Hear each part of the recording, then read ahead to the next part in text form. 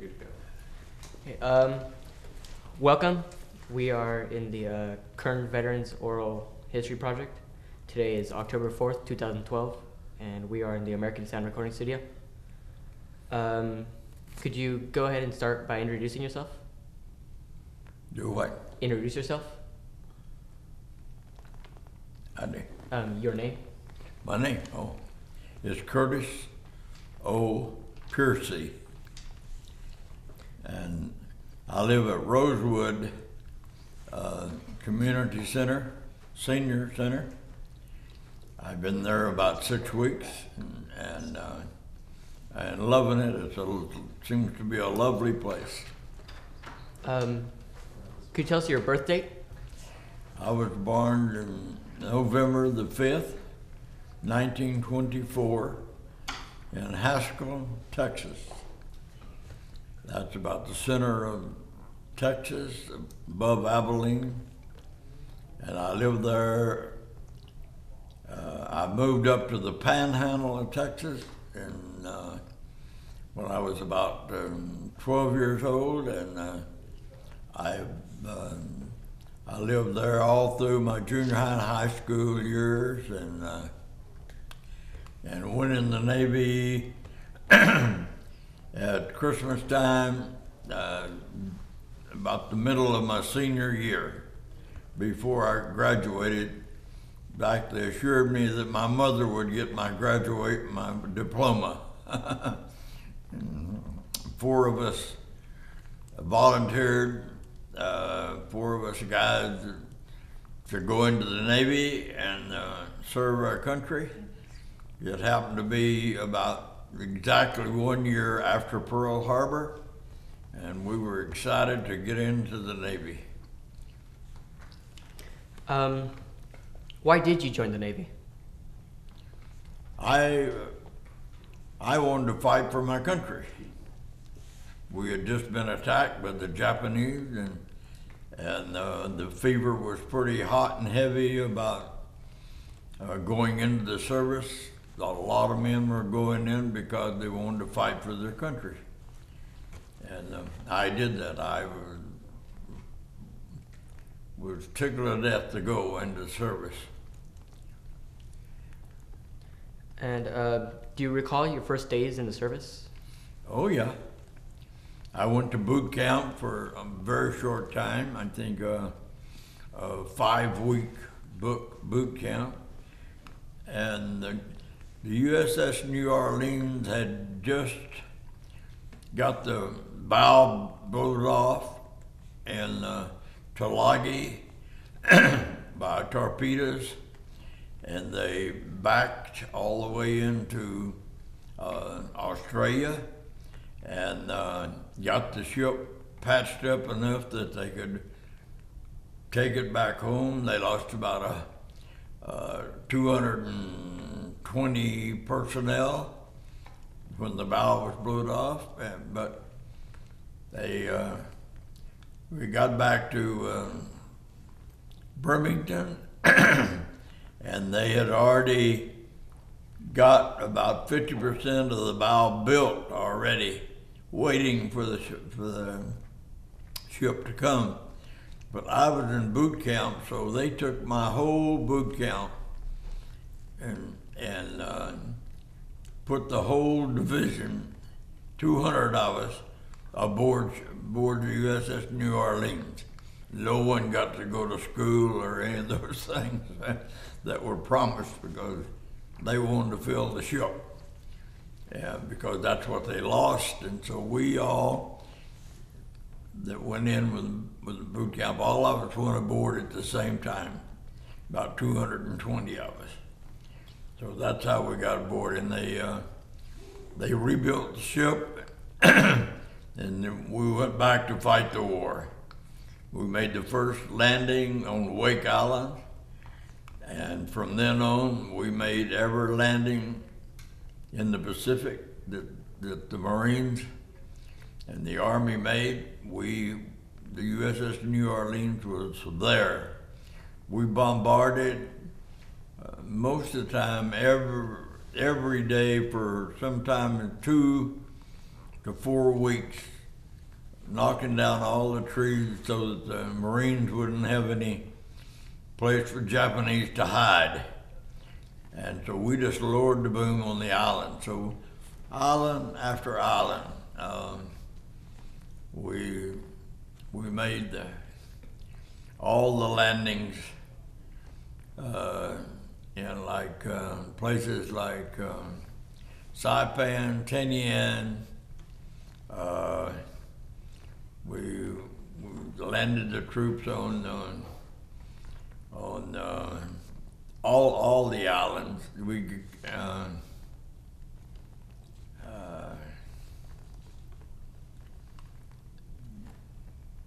The island that they took so many pictures of, the guys, not Wake Island, but I can't think of that. Mine's blank. So anyway, we made all the Truckee. We landed, ended up 17 different landings that we actually made with it. And we traveled most of the time with protecting an aircraft carrier. We were a heavy cruiser, so we give protection to the aircraft carrier with our anti-aircraft guns that we had aboard. I manned a 5-inch gun, open mount 5-inch gun. That's what I shot all during the war. The 3 years that I was aboard, I was running the war. I lost a hearing in 1 ear because of all the shooting and that stuff with the guns. And we had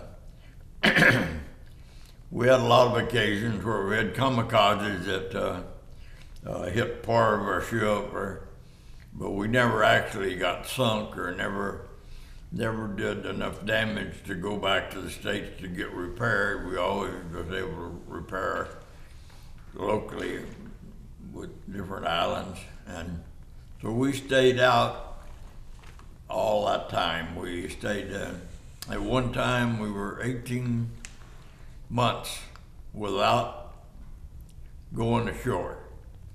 We actually stayed aboard ship. We was at that war fighting for 18 months. So it's a long period of time that before we got back to an island where we could actually have liberty on the thing. So we had Okinawa was a tough battle to land. We probably bombarded Okinawa for 3 months, a long time, before they finally landed on Okinawa. We had lots of kamikazes on Okinawa because we're so close to Japan. And I can still see, I was a pointer on the gun, 5-inch gun. I can still see a pilot that I actually pulled the trigger. My shell exploded right in his face and blew the plane apart. I could see the expression on his face. And the kamikazes were a real tough battle to us because they were coming for probably 3 weeks. We had nothing but kamikazes, some low flying and some coming from straight up above. And usually when we hit the kamikaze, he would go on over the ship after we hit the plane. But we had a good aircraft fighting crew. The ship had lots of firepower, but I think out of Okinawa, we had a hurricane. They called it a tornado, I guess, the winds were terrible. Oh man, were they bad. In fact, the ship would go plumb over to where yardarm would actually touch the water. And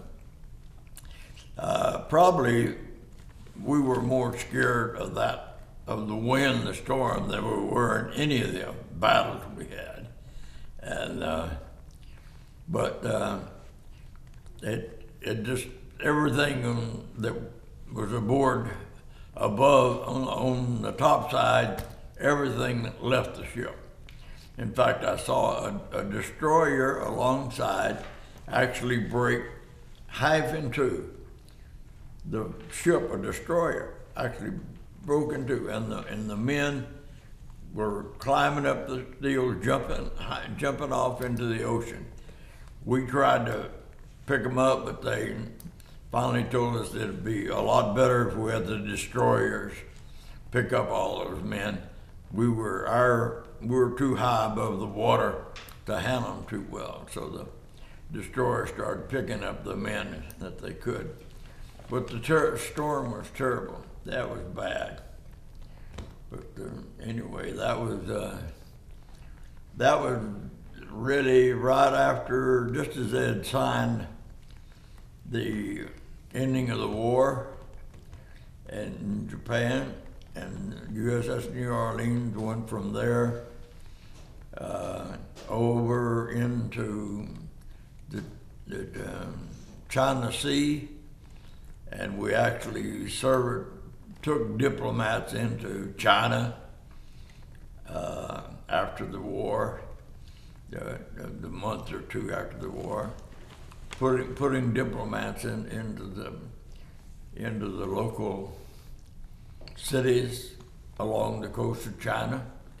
And then about that time, they notified us that most of us aboard ship had been there 3 to 4 years and qualified to be discharged.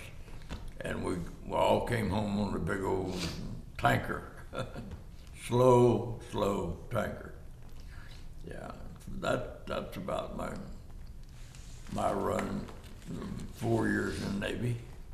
If you don't mind me asking, what do you remember where you were when the war ended? Do you remember where you were or how you felt? Do I remember where I served at?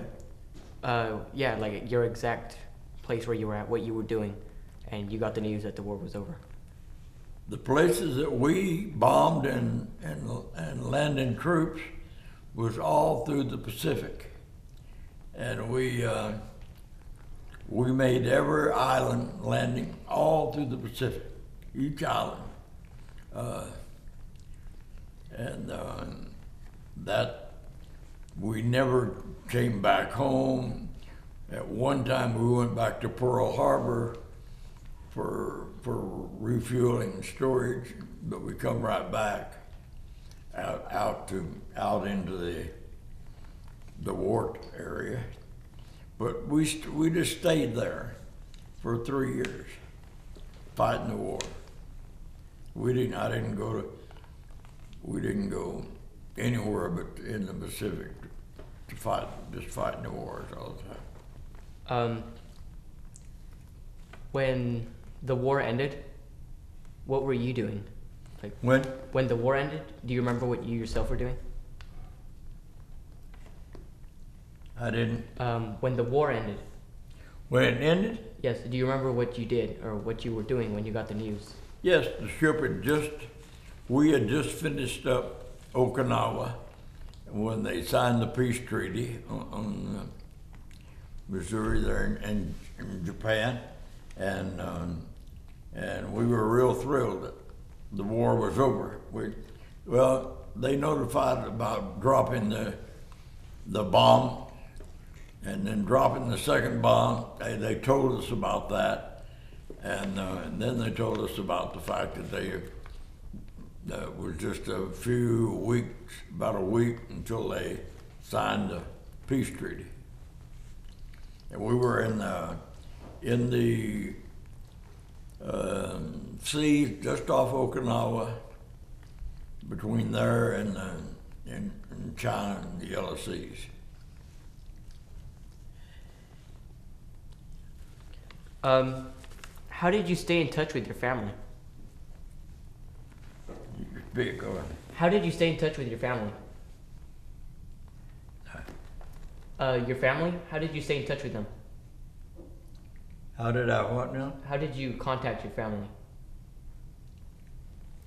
How did I contact my family? Oh, okay. Mostly we wrote letters, and when we got to a port, we would get mail, but we didn't really get any mail during the battle times. We didn't get any mail, but in 1945 we went to Viejo and here in the States, and got repaired. And while we were here, we got Liberty, 30 days Liberty. And I went home and got married to my childhood sweetheart. And so she wrote me letters all the time before, and letters after, we were married. Do you remember what the food was like? Do I remember what? What the food was like? Food? Oh, I was, 18, 19 years old, 20. I would eat anything. I wasn't really particular about the food. The food, when we never really run out of food. A lot of time we got shortages, but they kept food coming. They would come alongside and we would load supplies on. We didn't have the opportunities to go to many lands and get new supplies. They brought them to us. And but the food was okay. I really didn't have. I did not like Spam, and that wasn't a favorite of mine at all. And we had lots of it. But the food in general was good. I had no problem with food. But I was young and I eat anything. So that way. How much pressure or stress did you feel? I was young, and when you're young, 18, 19 years old, I didn't feel a lot of stress. I don't really remember. We got strafed and shot up and stuff, different things that happened with the kamikazes and different type of battles that we were in, but never got hurt. I never bled or never got injured in any way. So the Lord was good to me, took care of me all the time. And I went in knowing Lord Jesus Christ is my Savior, and and He took care of me all the time I was there. I had no harm, no scratches, no problems at all during the war. So I'm very thankful for that. So, for good luck, you would just pray at night, or what would you do for good luck, if anything? Yeah, I did a lot of praying. Yeah. Yes, we did a lot of praying. That's something we did a lot of. But I like the Navy. I would have probably stayed in the Navy if I hadn't have got married when I was went home on leave. If I hadn't have got married, I would have probably stayed in the Navy, because I like the Navy. I like the training and the way they handle everything. So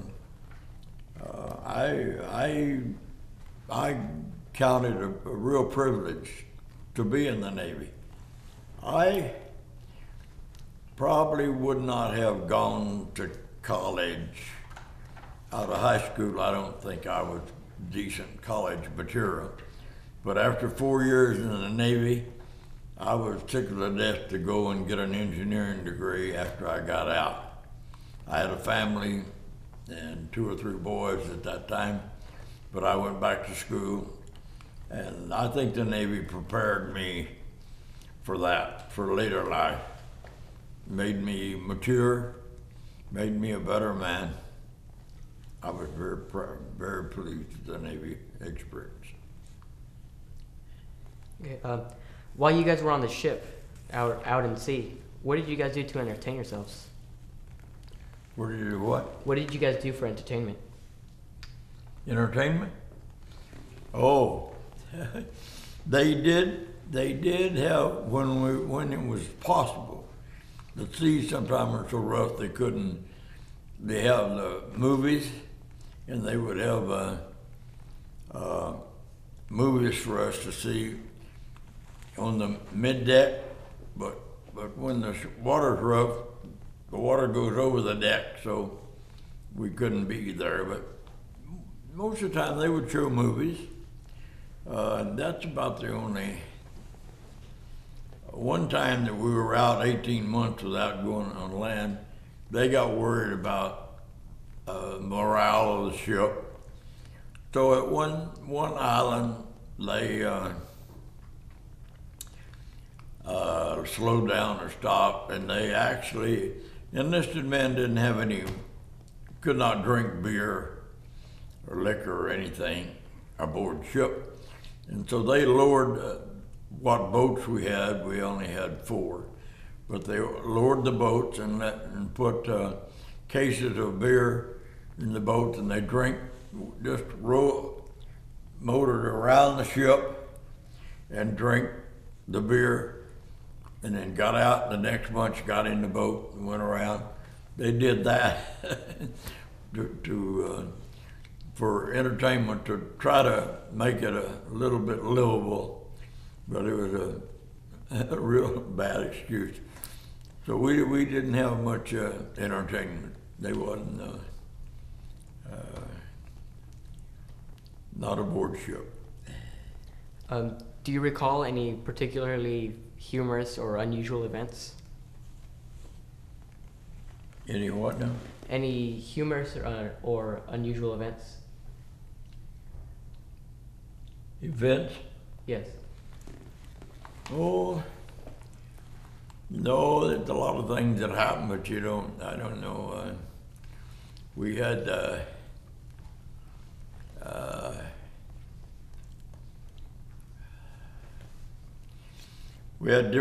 different things happen aboard ship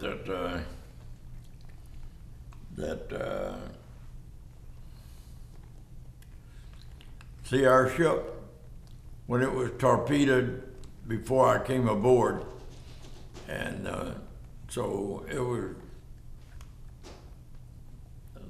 a third of the ship left, the first 2 turrets of the 8-inch equipment. The bow knocked it plumb off. It just went past us, dislocated from the ship and left. So, that was pretty horrifying, and what all they did before I got aboard. But after I came aboard, most of our stuff was light, like getting strafed or getting a kamikaze that would just maybe hit a wing from something that hit the ship and knock pieces of the 40 millimeter off. Minor things that always happened, praise the Lord, on the opposite side of the ship that I was on. So I didn't really engage any hand-to-hand so-called battles with the onboard ship. What did you think of your fellow soldiers or officers? We had a good crew.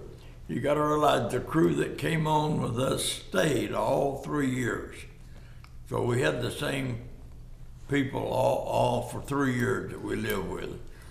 The officers, the men, everything, the personnel stayed even because they never brought anybody on, they never took anybody off.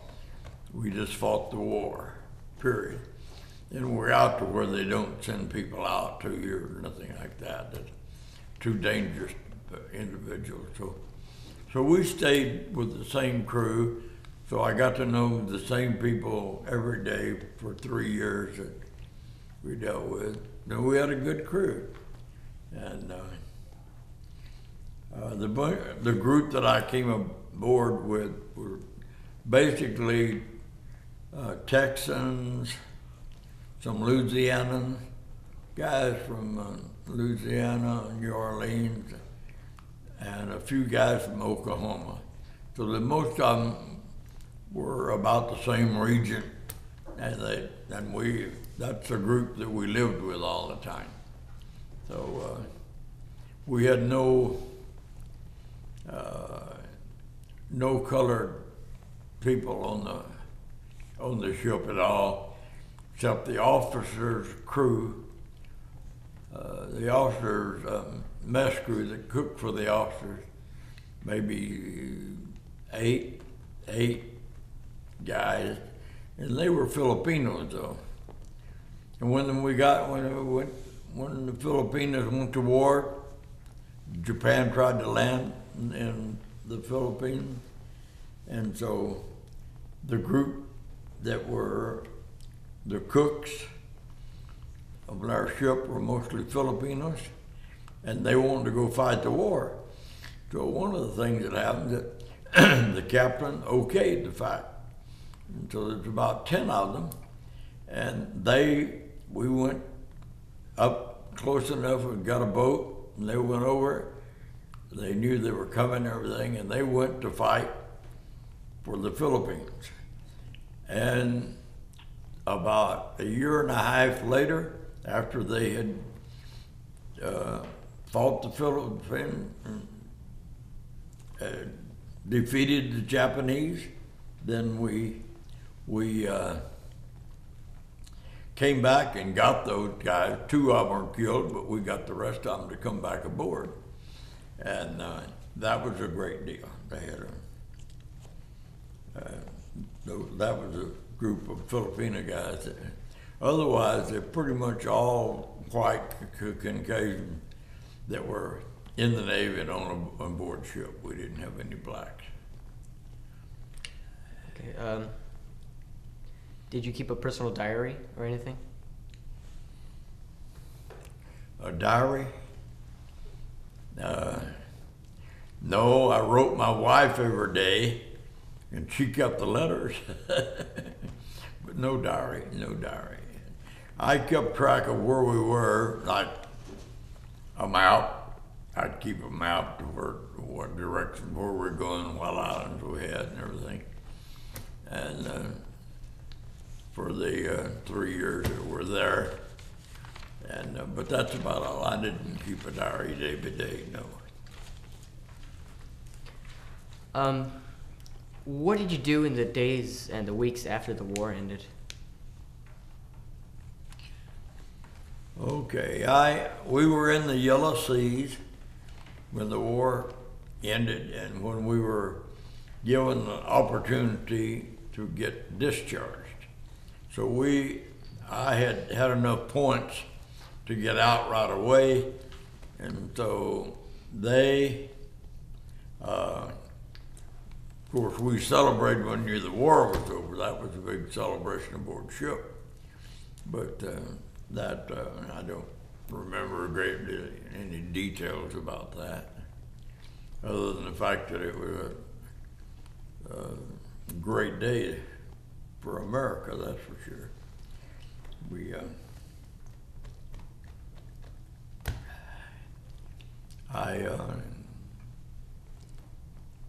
And as I told you before, they put me on a slow boat to America. I think it took us something like 3 weeks to get home. It took so long. In fact, our ship actually ended up being in San Francisco before I got home to San Diego on this troop ship, which I could have stayed aboard ship and got home quicker. But anyway, that was. Now, when you got home, you said you went to San Diego. Right. I got discharged from San Diego. When did you move to Kern County? Oh, okay. I ended up going to college in LA and getting an engineering degree in LA, and I started my own business of in the television business. I had the electronic engineering degree, so I got involved with the television repair business. I opened a sales and service in 1951, and I stayed there 55 years, a long time. Then I bought the building and everything that I was in and everything, and I finally got into the rental business. So most of my life I've been in the rent to own business. Anything in the house we rent. You keep it 18 months and it's yours, and there's no credit, and we deliver you with no down payment, all that kind of stuff. And it was very successful. The rental business has been real good to me. I have four sons, and they went to college and became teachers. Two of them came back to work for me, and as they came back to work for me, I'd opened another store. So I ended up, after about 10 years of having about 12 stores up and down the California coast, mostly in Los Angeles area, thing. And so one of those stores that I opened was in Visalia, visited up here in the valley, and the company Curtis Mathis was who I represented, that I became a distributor for, and we opened Visalia, and we liked it, and we came to Bakersfield 2 years later and opened a store in Bakersfield, and that was in the late 70s, early 80s, and then I opened stores in Taft and in Arvin. So we ended up with 4 stores up here. So when I retired, we sold 8 stores and kept the 4 in the valley, 4 stores, the rental stores.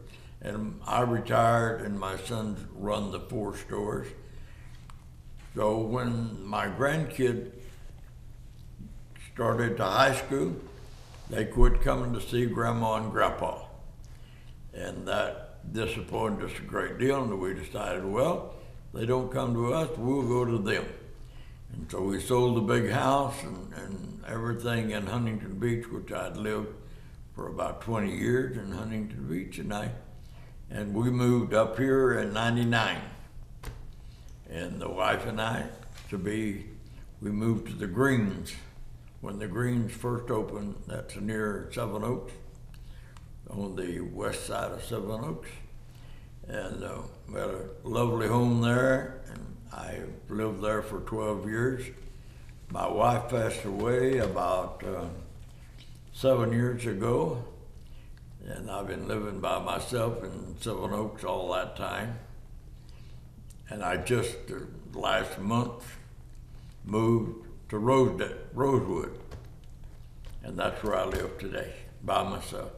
I have a friend that him and I moved in together into Rosewood, but that's another story.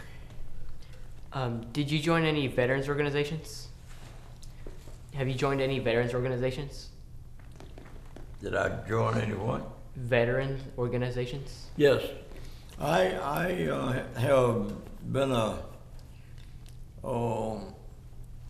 a member of the American Legion here in town, and I have immediately joined the VA, which has a clinic here in town, and I have gone for their medical services. I get my glasses from there. I get my hearing aids from the VA. They recently did eye surgery on me. I got 8 shots in the left eye from the VA in LA. I had to go to LA to get the work done. And so the VA has been a big support, has done a real good job for me. I've enjoyed the doctors and the acquaintance that I've had with the VA.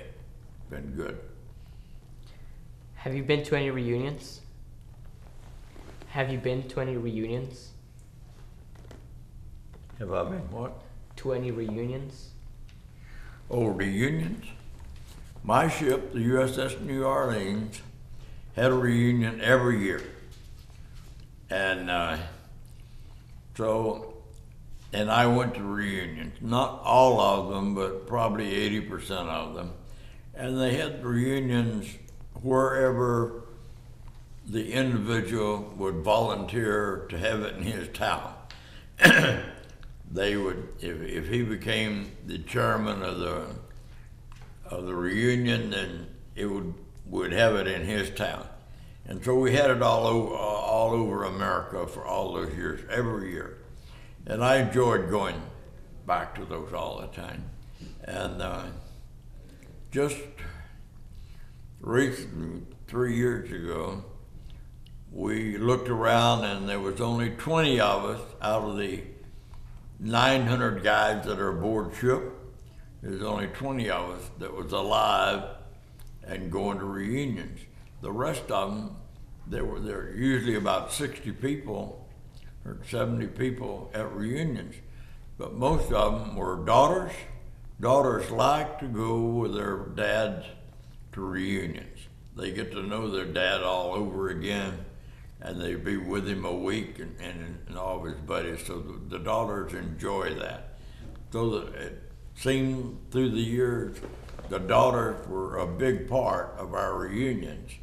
In fact, they did most of the lot of organizations and secretarial work, and had good reunions.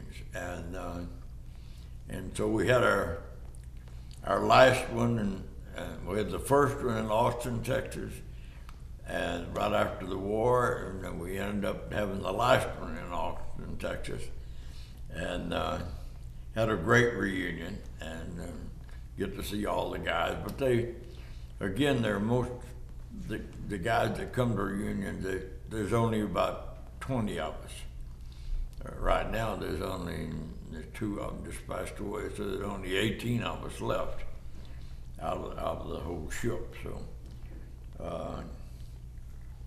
it's been a good time. We've had good reunions. How did your service and experiences affect your life now? How has your service in the Navy affected your life now? I think it taught me a lot of things about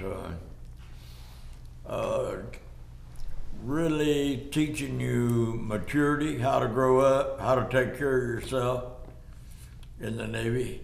Military does that for you, I think.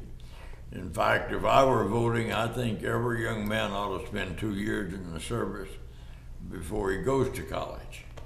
I think 2 years in the service of every young man in America would be great. I think it would do a lot of good.